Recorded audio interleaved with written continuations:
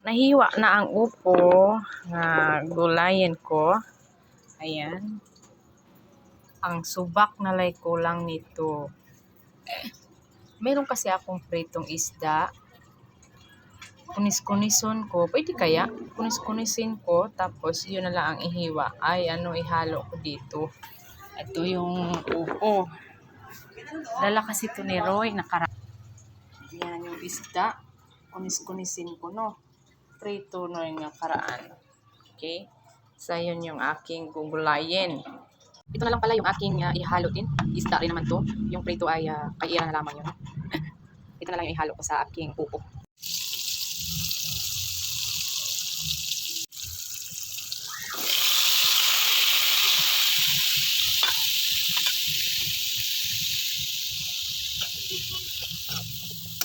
Ito yung upo.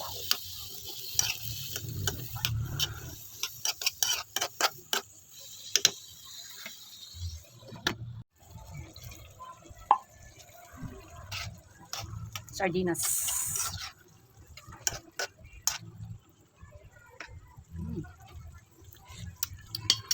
Mas masarap pala kapag sardinas. Tapos takpan ko muna, mamaya ko na ilagay ang miswa. Natin. Okay, pwede na ilagay natin ang miswa. Okay? Tapos, i-mix-mix lang natin. Yun lang. Sarap.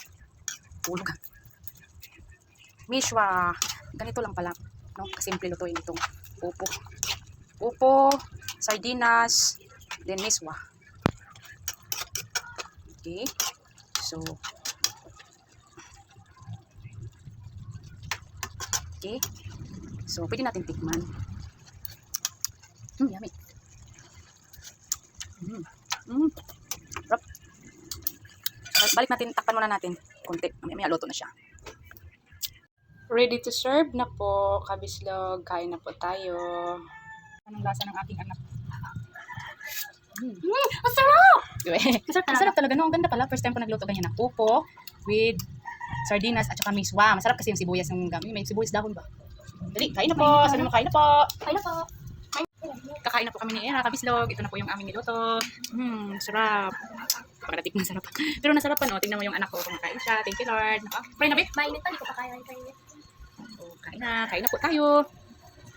Mainit pa. Masarap pala. Parang sikwa. Ang init. Kami yung anak ko, mainit pa daw.